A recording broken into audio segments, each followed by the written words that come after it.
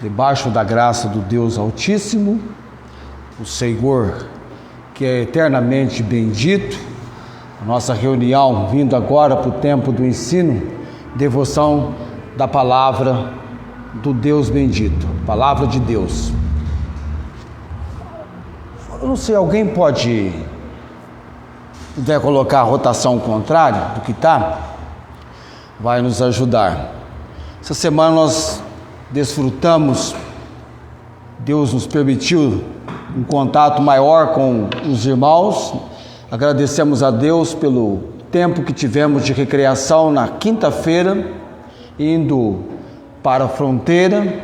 O dia todo nós permanecemos ali e foi um tempo muito bom de recreação, a comunhão. Depois eu encontrei alguns irmãos na sexta que foram lá no condomínio da Esther, aquele tempo de reunião, que a Esther gosta de um social, não é? Puxou demais a mãe dela nesse sentido, né? Ontem também tivemos um tempo junto, hoje pela manhã na escola bíblica dominical, e agora nós estamos concluindo esses nossos dias em que estivemos mais próximos uns dos outros no culto à noite. Louvado e agradecido seja o nome do Senhor. Oi?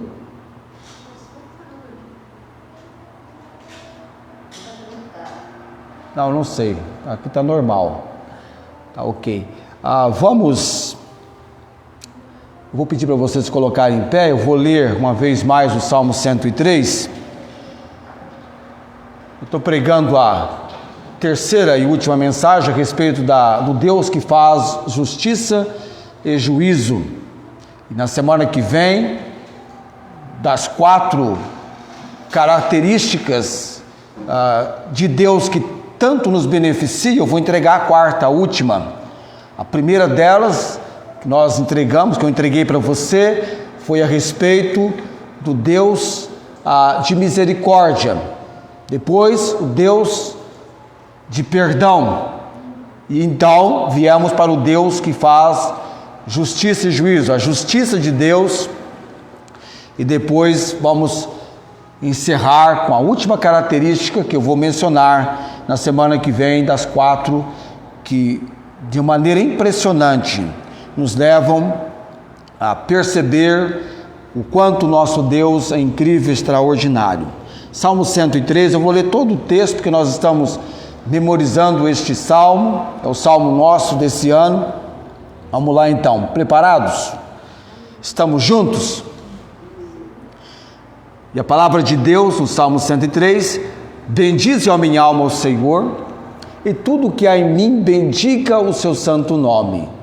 Bendize a minha alma ao Senhor, e não te esqueças de nenhum de seus benefícios.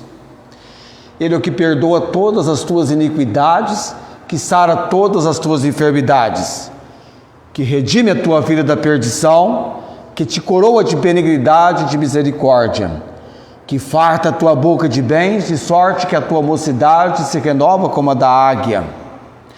O Senhor faz justiça e juízo a todos os oprimidos, fez conhecer os seus caminhos a Moisés e os seus feitos aos filhos de Israel.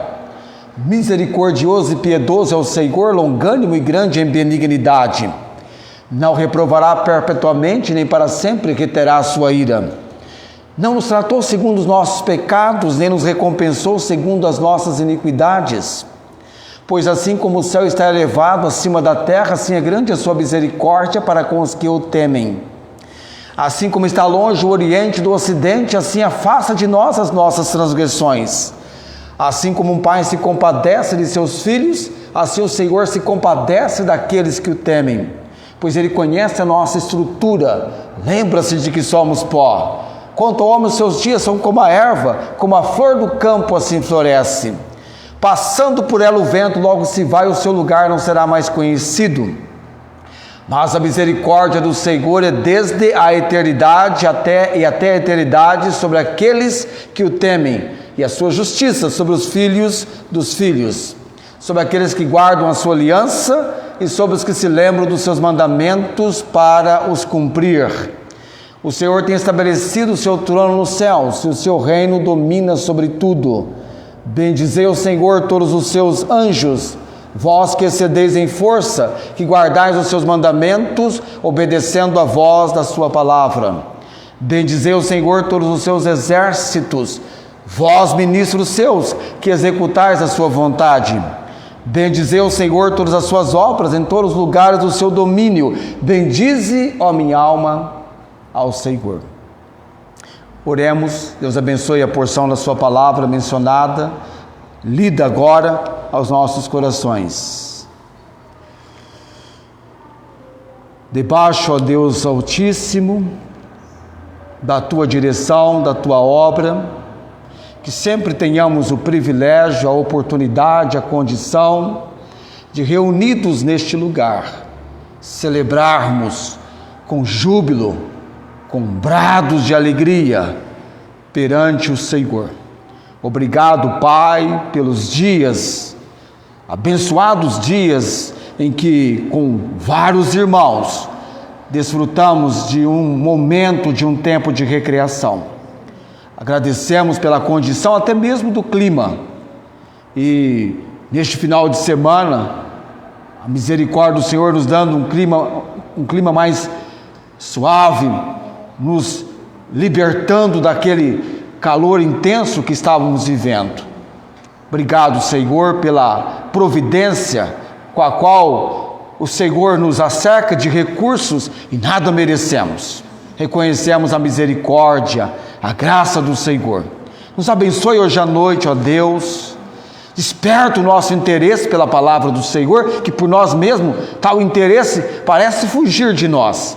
Mas nos dê, ó Pai, o interesse, o desejo de aprender, de compreender, de nos envolvermos nessa palavra do Senhor na nossa vida, fazendo essa palavra, a palavra que vai nos instruir, nos corrigir, que vai nos conduzir no procedimento que o Senhor quer que tenhamos. Oramos pela mensagem, pelo mensageiro e pelos ouvintes. No nome de Jesus. Amém. Assentai-vos.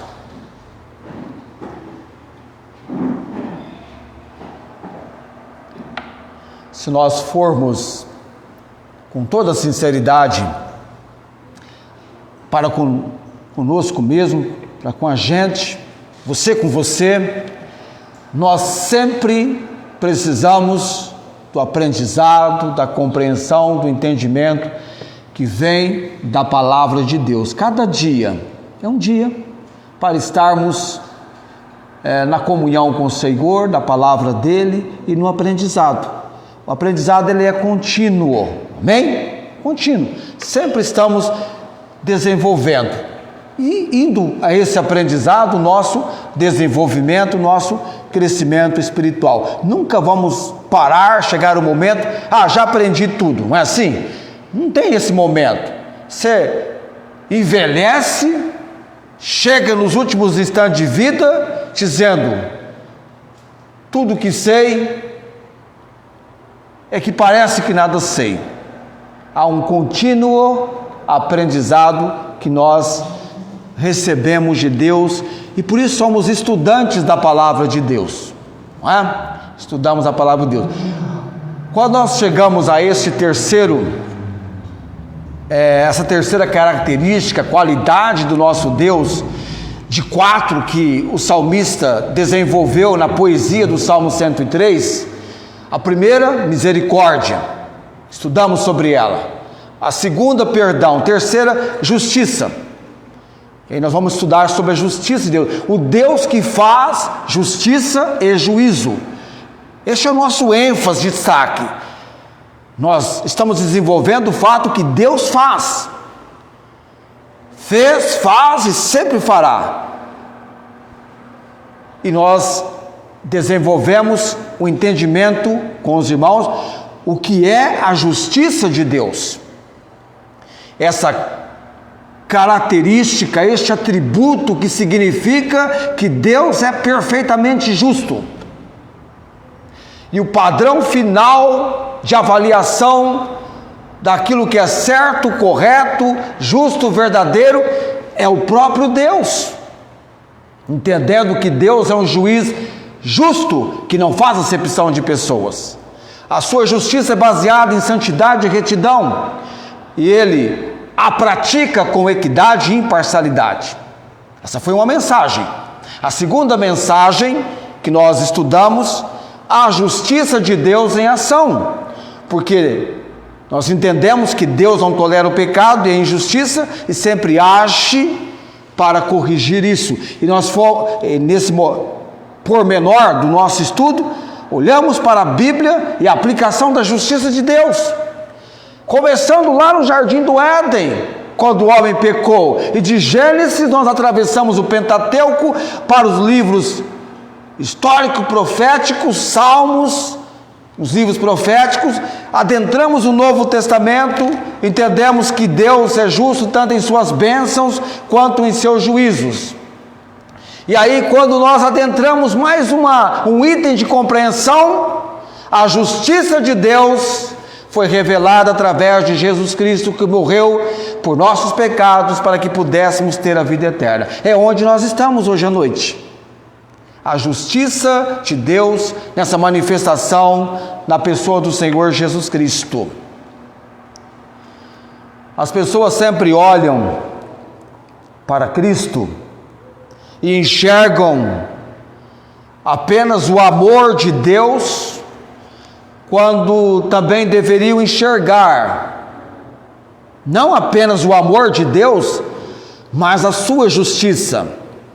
Em Cristo vemos que Deus é tão amoroso a ponto de entregar seu próprio Filho para morrer por pecadores.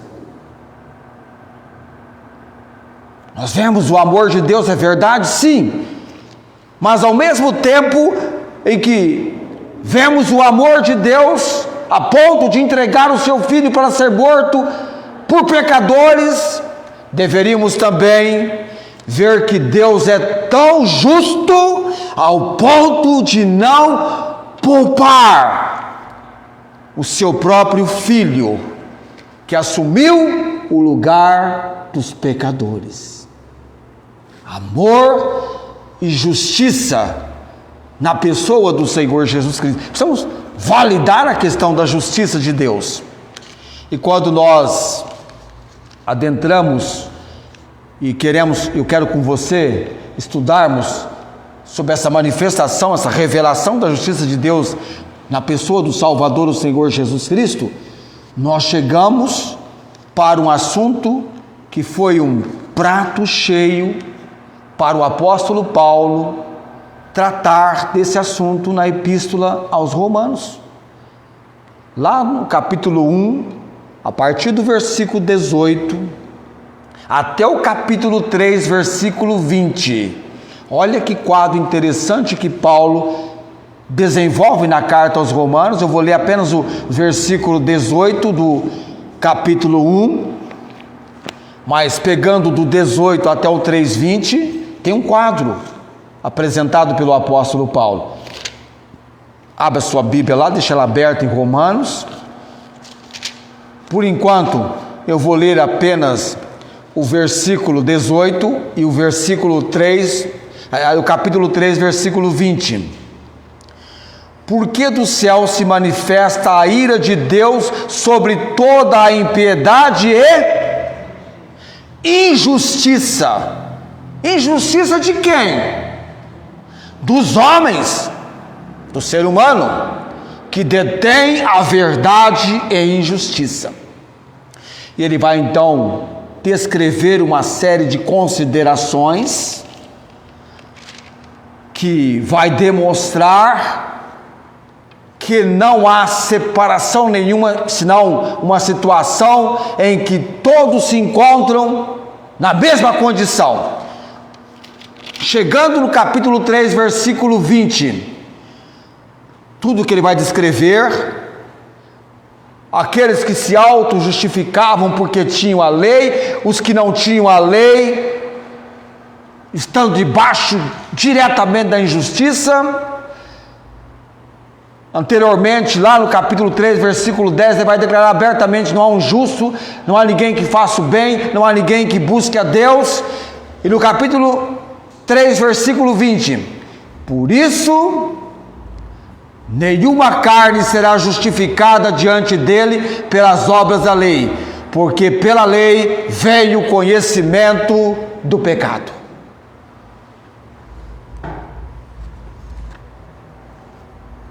Todos os seres humanos, todas as raças, classes sociais, todos os credos, culturas, tanto judeus como gentios, imorais, moralistas, religiosos, ateus, todos são pecadores, culpados, indesculpáveis e sem defesa diante de Deus. Não escapa um. Ele diz aqui: todos. Esse quadro lamentável, desolador, terrível, em que Paulo descreve a situação da raça humana, do versículo 18 até o capítulo 3, versículo 20.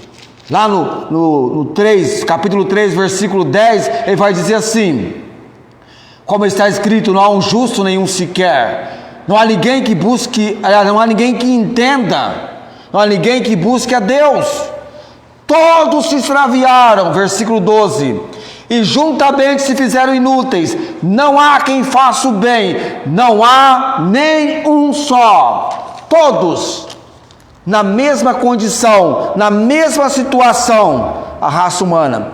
Não tem nenhum raiozinho de luz, nenhuma perspectiva de socorro, nenhuma fagulha de esperança. Para no 3:20, pela lei vem o conhecimento do pecado. Não tem a condição da manifestação da justiça de Deus dentro da lei. Ainda bem que no versículo 21 tem uma contraposição que o apóstolo Paulo apresenta. Mas agora, esse mas do apóstolo Paulo mostra que o próprio Deus interveio. Ele interrompe de súbito: mas agora se manifestou sem a lei a justiça de Deus, tendo testemunho da lei e dos profetas. 3 dimensões, parece que esse mas agora é marcado. Algo cronológico, algo que tem uma lógica cronológica e escatológica. Lógico que para fazer uma linha de argumento, cronológico tem a ver com o momento presente, mas agora, e escatológico porque chegou o novo tempo. Mas agora se manifestou. Agora uma justiça se manifestou, e essa justiça provém do próprio Deus. Ela provém de Deus, e ela é independente da lei, embora ela tenha o testemunho da lei e dos profetas, em prefigurações e previsões parciais. E aí Paulo então ele vai contrastar a injustiça com a autojustiça, com essa justiça que vem de Deus, contrapondo a ira de Deus sobre quem pratica o mal, e evidentemente a graça de Deus que concede e vai envolver os pecadores que creem. E diante do julgamento, ele vai apresentar a obra da justificação. Mas agora se manifestou a lei, aliás, manifestou a justiça de Deus.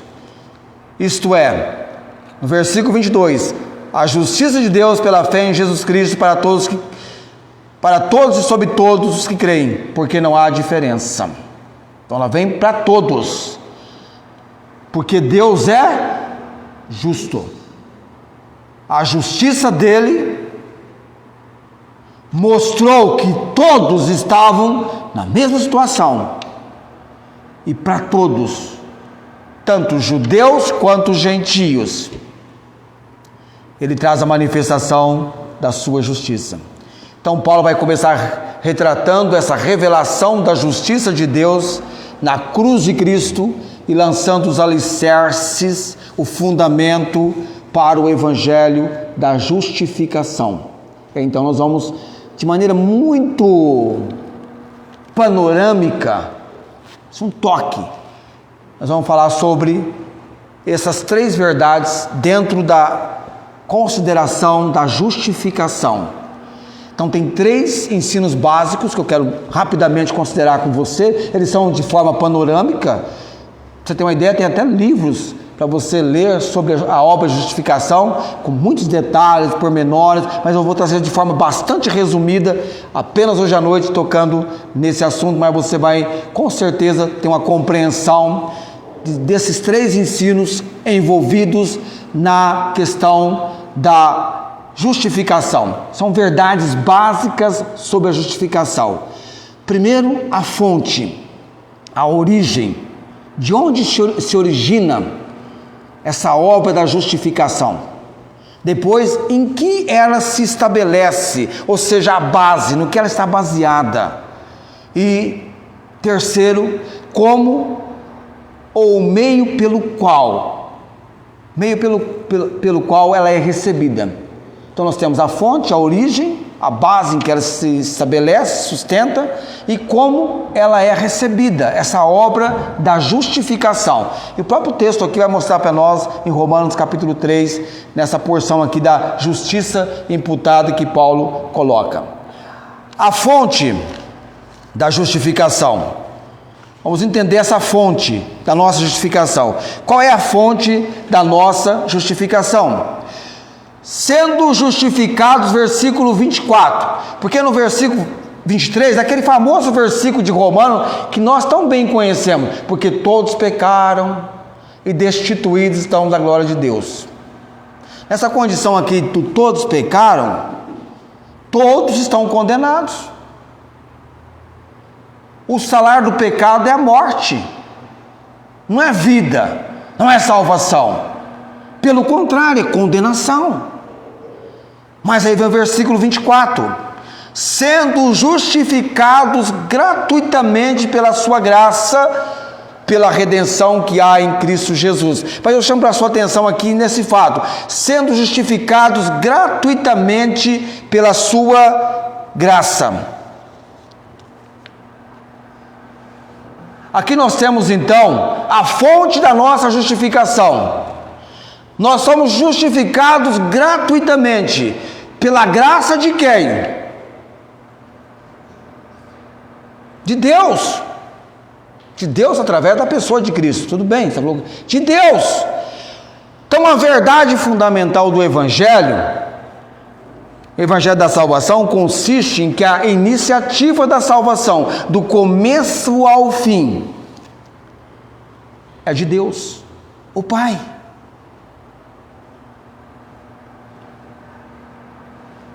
A justiça que provém de Deus, do versículo 21, agora se manifestou sem a lei. A justiça de Deus, a justiça que provém de Deus, ela tem três elementos. Primeiro, o caráter justo de Deus. Segundo, a sua iniciativa salvadora. E terceiro, a dádiva, que consiste em conferir ao pecador a condição de justo perante ele. Porque você não pode declarar alguém justo se ele é ímpio, se ele é culpado.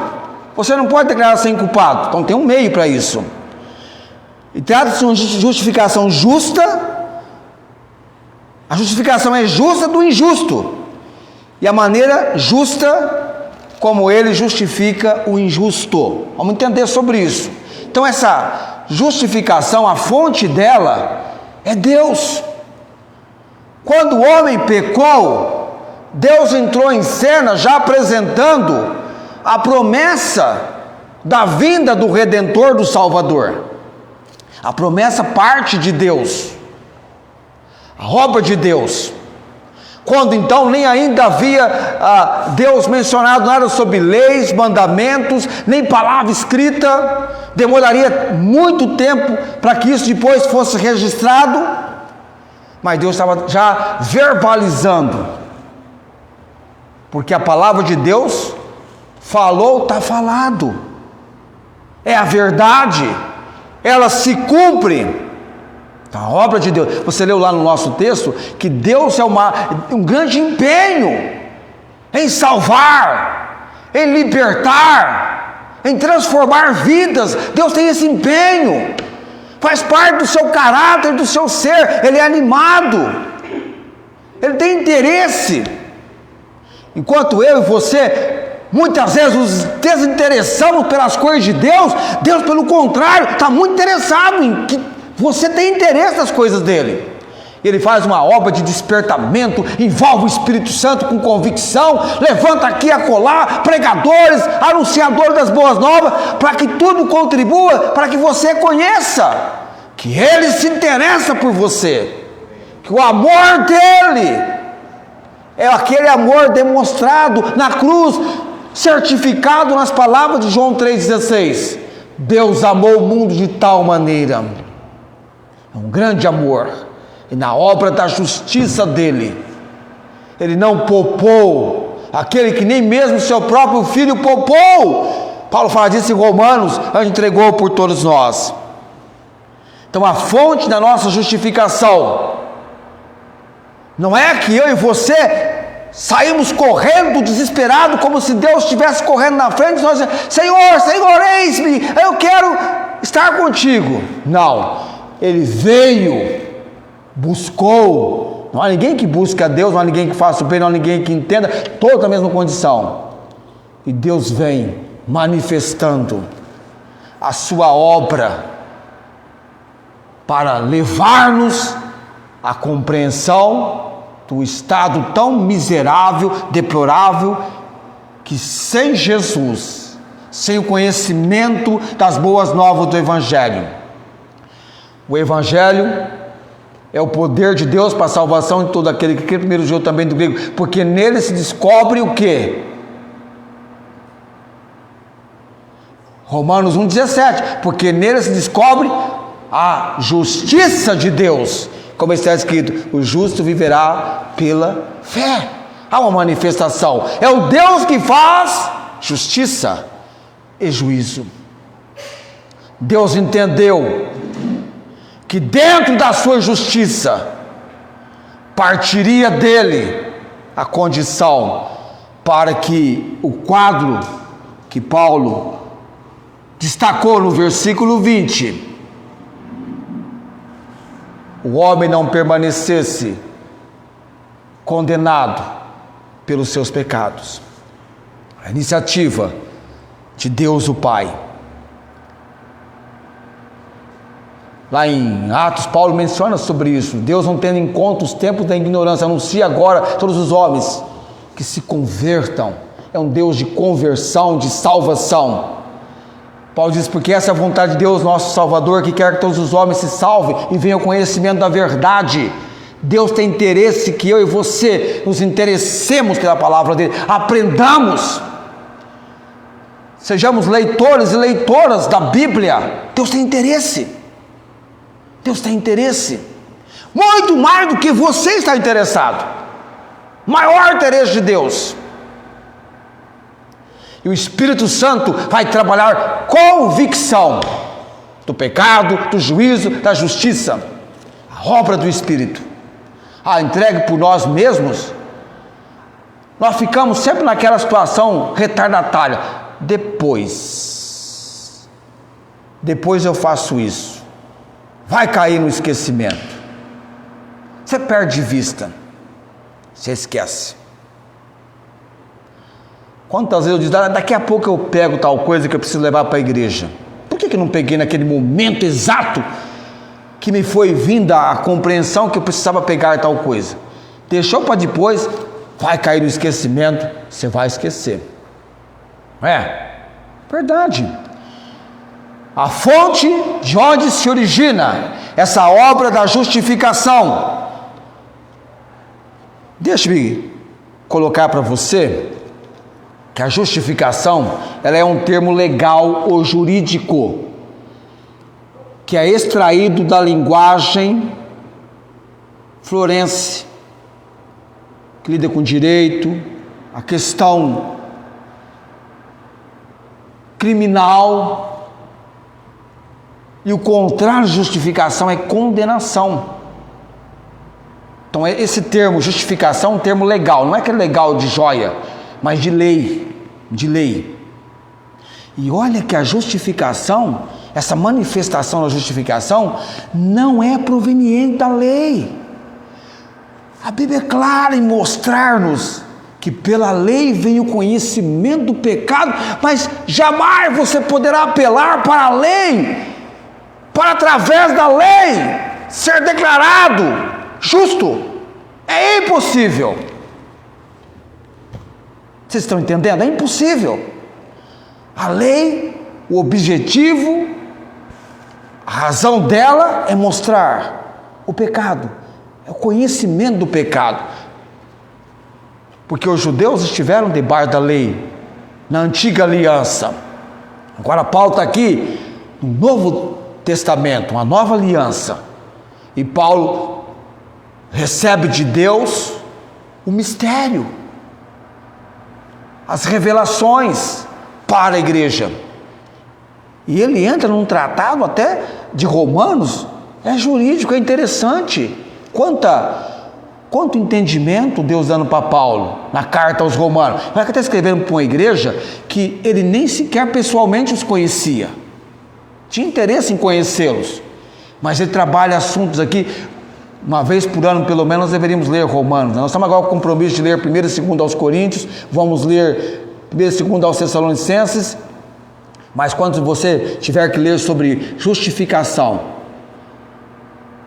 que é o contrário de condenação, e como isso funciona, leia Romanos, principalmente no capítulo 3. Segundo lugar, a base da nossa justificação. A base da nossa justificação, versículo 24: sendo justificados gratuitamente pela redenção que há em Cristo Jesus. A base, aquilo em que a justificação está estabelecida, a origem, a fonte, Deus. A base, Cristo e sua cruz. Agora, percebe uma coisa, vamos a algumas considerações aqui, algumas perguntas que a gente vai fazer, eu vou apresentar para você. Se Deus justifica gratuitamente os pecadores por sua graça, por que Ele faz isso? Como é que esse Deus justo pode declarar justo o injusto, sem comprometer a sua própria justiça e nem condescender ou sujeitar, ceder com a injustiça deste? São perguntas. Como Deus, sendo justo, vai justificar o ímpio? Eu não tenho tempo para isso, mas num estudo mais detalhado, nós poderíamos levantar, por todo o tempo do Velho Testamento, pessoas recebendo a consequência dos seus atos de pecado, de injustiça, a punição. Porque não tem como você ser justo se não punir o injusto. A injustiça tem que ser punida. E Deus, mesmo na sua palavra, certificou disso e puniu. E agora, Paulo vai mostrar que Deus é aquele, no capítulo 4, versículo 4, aliás, versículo 5, mas aquele que não pratica, mas crê naquele que justifica o ímpio. Como é que Deus pode justificar o ímpio? A nossa pergunta tem uma resposta. E a resposta de Deus é a cruz. A cruz de Jesus. E não existe mais expressão surpreendente em Romanos do que essa do capítulo 4, versículo 5. Mas aquele que não pratica, mas crê naquele que justifica o ímpio. Deus justifica o ímpio. É claro que é um ímpio que vai abrir o seu coração e crer na obra redentora de Cristo na cruz do Calvário, que vai vindo da impiedade para a credulidade em Jesus como seu único e todo suficiente Salvador. É a cruz, é através da obra de Cristo na cruz. Então, a base, aquilo que se sustenta a obra de justificação, desse ato de Deus fazer justiça e juízo, é a cruz de Cristo. Já seria por si só a penalidade de alguém na cruz muito pesada, um sofrimento excruciante, uma dor horrível, excruciante. Agora imagine Jesus Cristo tomando sobre si os nossos pecados. E Deus, que é santo, santo, santo, separado do pecado,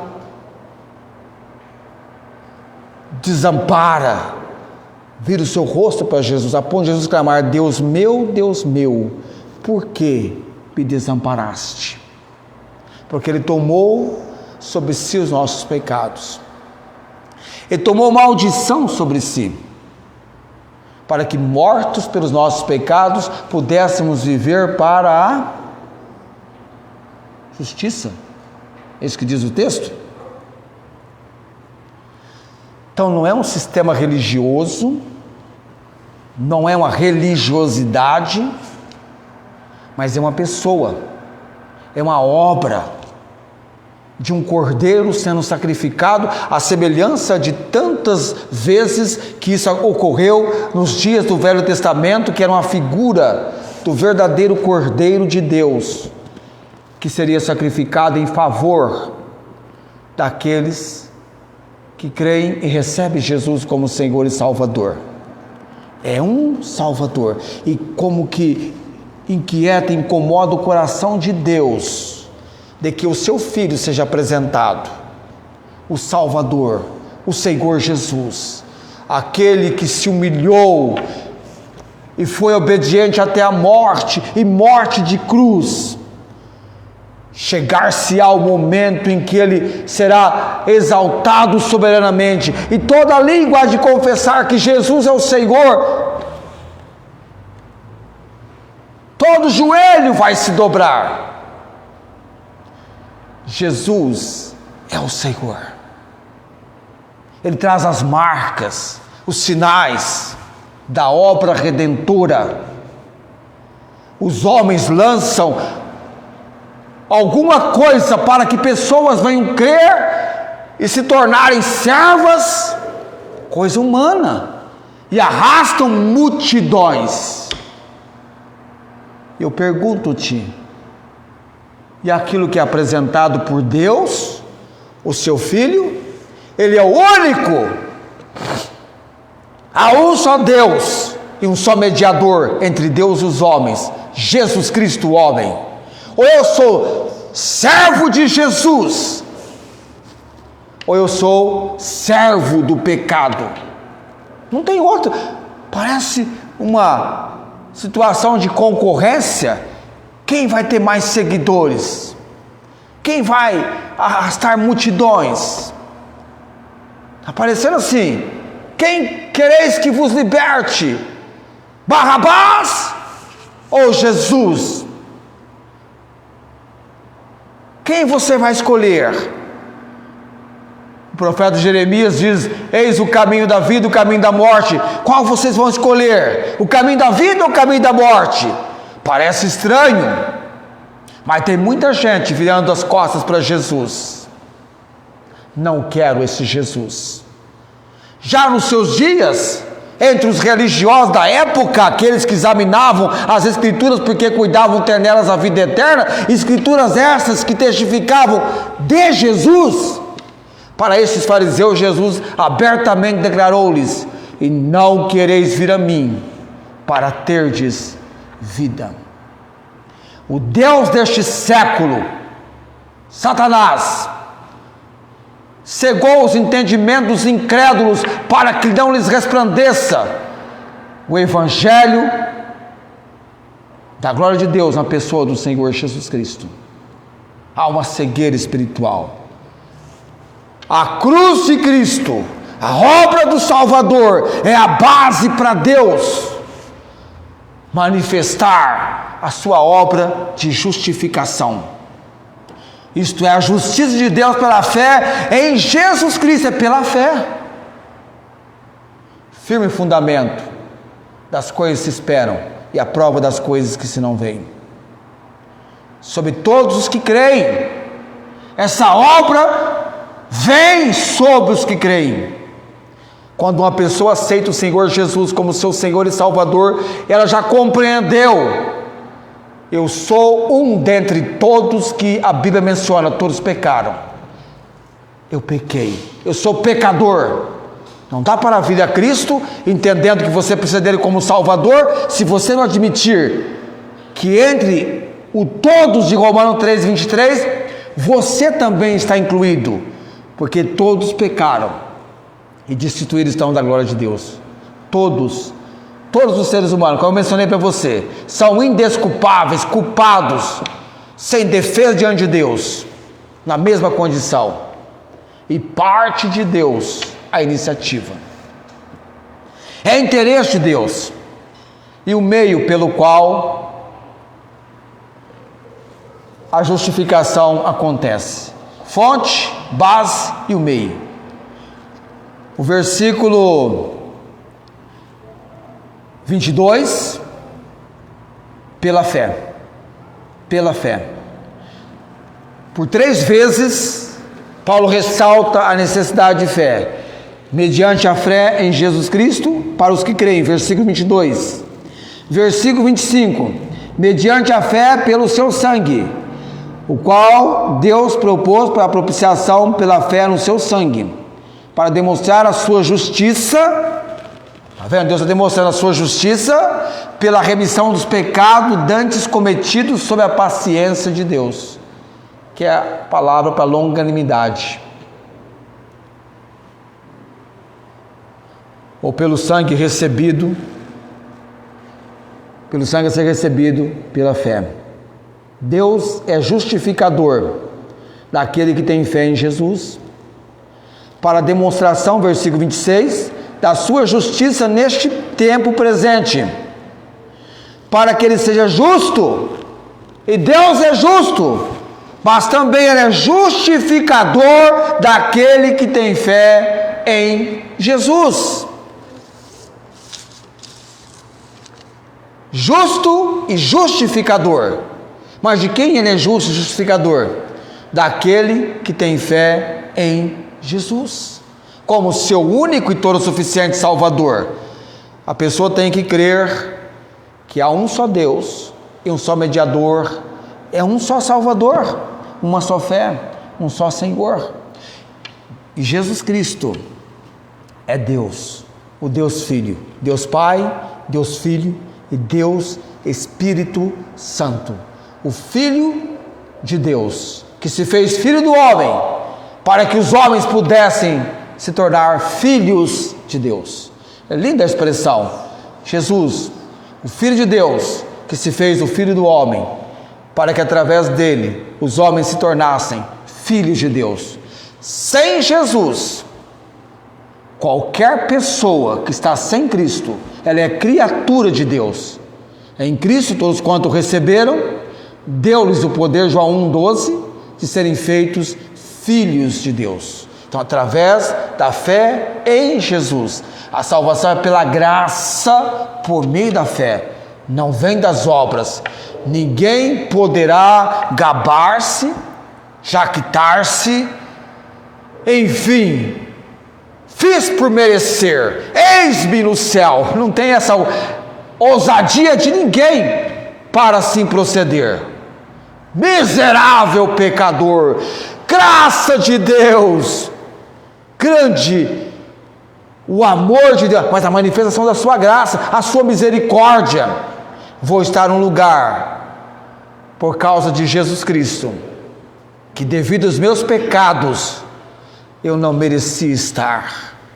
Por causa da obra redentora, salvadora, alguém teria que pagar pelos meus pecados. Nem eu mesmo poderia pagar pelos meus pecados, porque o cordeiro tinha que ser imaculado, sem defeito, sem pecado. Muitos morreram na cruz. Pedro morreu na cruz, crucificado, ainda por cima de cabeça para baixo, segundo a tradição. Paulo enfrentou pena de morte. Mas ainda assim que alguém dissesse, já imaginou João o Batista? Não, eu vou. Ninguém poderia. Só Jesus. Só Jesus salva. Nem Maria, nem qualquer outro nome. A Bíblia é clara em dizer, em nenhum outro há salvação, porque debaixo do céu nenhum outro nome é dado entre os homens pelo qual devamos ser salvos. O nome não é Igreja Batista, Presbiteriana, Metodista, Assembleiana. O nome é Jesus. Amém? O nome é Jesus. Não mudou. Deus é imutável. A palavra está selada. Não pode ser acrescentado nem tirado, mas deve ser lida e obedecida e praticada. E a palavra é a palavra de verdade.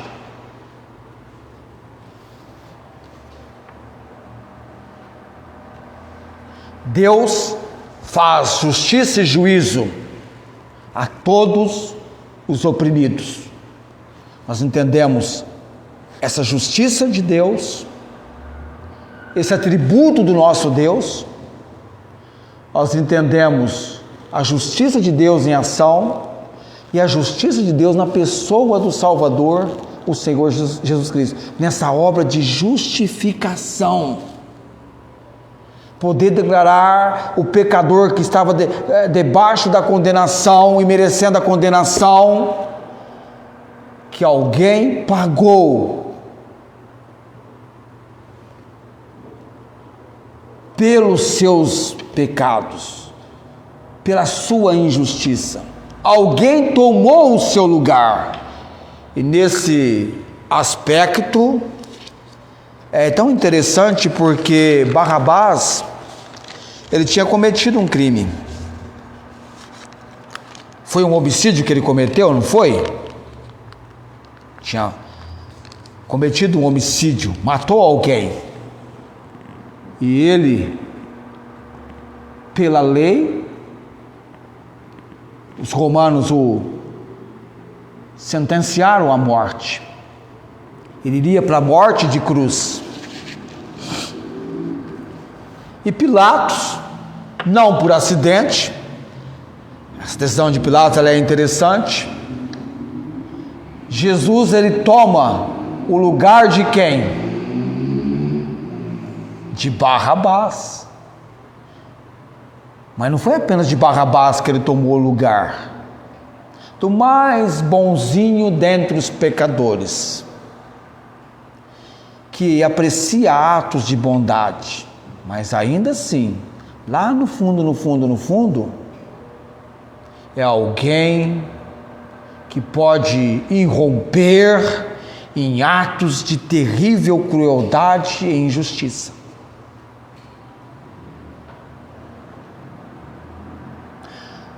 O Charles Spurgeon contava de uma madame que foi a um concerto, assistiu um espetáculo que tanto a comoveu. Felipe, faz um favor para mim, dê um corte aqui, às vezes acontece isso. Tem alguma coisa escrita ali? Eu não sei se cortou. Alguém confere a imagem para mim se está cortado ou não? Se não tiver, tudo bem. Talvez alguma coisa, tenta passar o dedo, às vezes alguma coisa que subiu. Não sei o que escreveu aí. Ah, obrigado. É só alguma coisa que me tampou a visão da imagem. Uma madame foi assistir a uma apresentação de alguém sofrendo, e havia sofrimento naquela apresentação que comoveu aquela senhora, com pesar por aquela pessoa vivendo uma situação difícil e tudo mais, e ela saiu daquele lugar assim comovida, mas nem se deu por observação que o cocheiro da carruagem dela ficou todo o tempo esperando-a debaixo de chuva. Ela chegou, entrou na carruagem e deu a ordem para que ele seguisse a viagem ou o caminho de retorno. Só no momento lá dentro ela se comoveu. Não tem nem noção do seu chofer da carruagem, o padecimento dele. Então, uma pessoa com tão asa de bondade, não é difícil você perceber a crueldade por causa da natureza pecaminosa. Em Cristo, a Bíblia diz que nós nos tornamos novas criaturas. É uma nova criação. É uma nova criação. Uma criação nova. E para isso, é algo que, dentre os feitos de Deus, é impressionante. Como alguém, quando faz uma obra de arte, que impressiona você. Puxa vida, olha que obra Deus fez por mim. E quando você estuda a obra de salvação, e você percebe os detalhes, como Deus tratou com isso, quem estava mais interessado na obra da sua salvação? Você ou Deus? Certamente Deus, com toda certeza. Deus tomou toda a providência. Tudo que lhe é possível fazer, Ele tem providenciado. Você mora num lugar tão remoto, tão distante, tão difícil para chegar ao Evangelho, mas Deus providencia e envia quem lá chegue. A ordem é até aos confins da terra. É para todos, porque todos ficaram na mesma situação, na mesma condição. E uma grande obra foi feita, realizada por Deus, que diz respeito a todos. Diz que Deus é um juiz justo que não faz acepção de pessoas. Ele ofereceu Jesus para todos. Ele não é o Deus apenas dos judeus, embora a salvação venha dos judeus através de um judeu, Jesus, mas é para todos. O amor dele envolve todos. Ok. Tudo bem, você já tomou a decisão em Jesus? Ele é o seu Senhor e Salvador? Seja como eunuco, que acabou de receber a compreensão do Evangelho de Cristo, já estava interessadíssimo, não pode ver, ele viu água, já diz: eis aqui água, quem impede que eu seja batizado? É lícito se crês em Jesus como seu Senhor e Salvador. Ele diz: eu creio. Quem vai resistir a alguém assim? Felipe falou: vamos lá então, e já batizou o eunuco. Comigo foi assim, aceitei Jesus na beira do batistério. Eu acho que nem toalha eu tinha levado para aquele momento. E alguém disse: você está pronto? Eu falei: vamos nessa, não vamos perder tempo não sei o que vai acontecer amanhã. Já vamos obedecer, já começamos a obedecer. Lá em Atos, conversões, batismo. Eu não sei se eu vou ser ou não. Irmãos, é salvação. Batismo é salvação. Batismo figura, é algo simbólico daquilo que você já fez.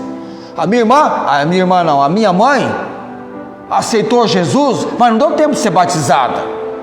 Na semana seguinte estava hospitalizada, e na outra semana UTI, e dali para o caixão. Mas ainda bem que ela tomou uma decisão em Jesus. Vai ter muita gente na eternidade no céu que não passou pela prática do ato de obediência que é o batismo. Mas ainda bem que responderam ao Evangelho. Você pensa que é fácil passar para o lado de cá de Jesus? Não é fácil não. Pessoas vão zombar, criticar, escarnecer, Antigamente chamava de crentinho, e ainda colocava mais algum adjetivo, ridicularizando o povo de Deus, o homem e mulher de Deus. Mas identifique-se, mostre que lado você está. Não seja como Pedro, né? Porque a fala dele denunciava que ele havia estado com Jesus. Como mais tarde, no capítulo 3, 4 de Atos, as autoridades tinham conhecimento que ele e João haviam estado com Jesus. Era nítido esse conhecimento, pela forma como testemunhavam. Coloquemo-nos em pé.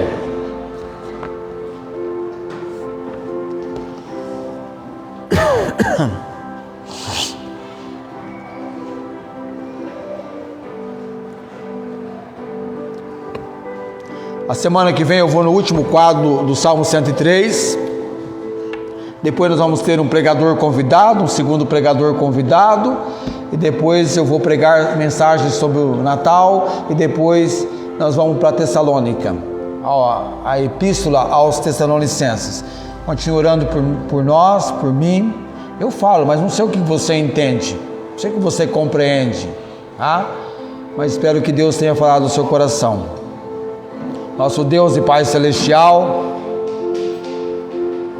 sempre quando apresentamos a palavra do Senhor, sabemos que essa palavra é viva, essa palavra é eficaz, e a palavra do Senhor não volta vazia, ela vai cumprir o propósito do Senhor. Muito mais do que o nosso propósito, o propósito do Senhor deve ser cumprido.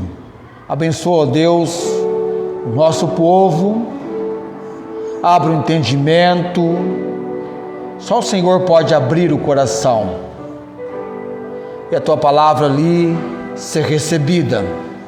Oramos pela obra, ó Deus, de salvação dos que ainda não responderam ao Evangelho, não tomaram essa decisão, que possam tomar tal decisão. E oramos por aqueles que já tomaram tal decisão, que todos nós sejamos exortados a viver para a honra e glória do Senhor, a nos dedicarmos ao Senhor, a sermos animados, interessados naquilo que diz respeito ao interesse do Senhor por nós, que nós possamos nos interessar. Ao Pai, abençoe a igreja nesses dias, propósito que nós temos. Abençoe, ó Pai, os devocionais que temos que fazer, o jejum, nosso comprometimento, nosso compromisso. Ó Pai, abençoe o nosso retorno para o lar, para as nossas casas, a semana que segue, a direção do Senhor, os desafios, a nossa dependência do Senhor.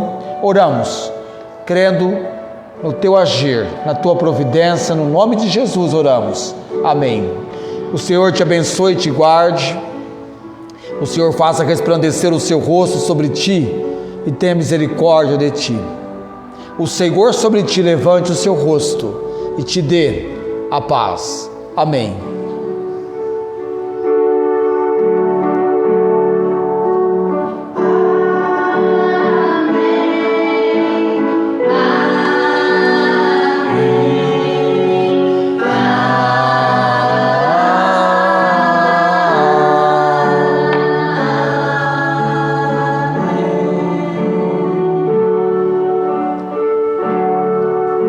Amém. Tenham todos uma abençoada semana na direção de Deus.